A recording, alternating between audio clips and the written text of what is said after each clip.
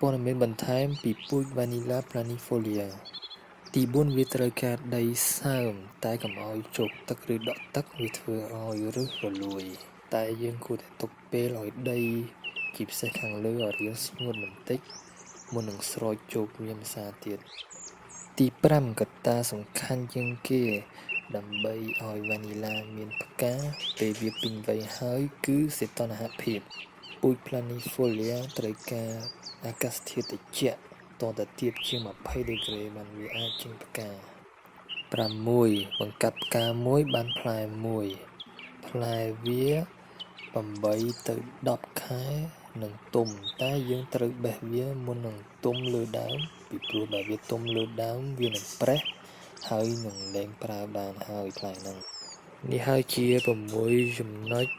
ពីពូជ Vanilla planifolia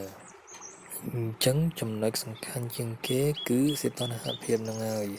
បើតំបន់កាន់តែត្រជាក់កាន់តែមានផ្កាកាន់តែមានផ្លែ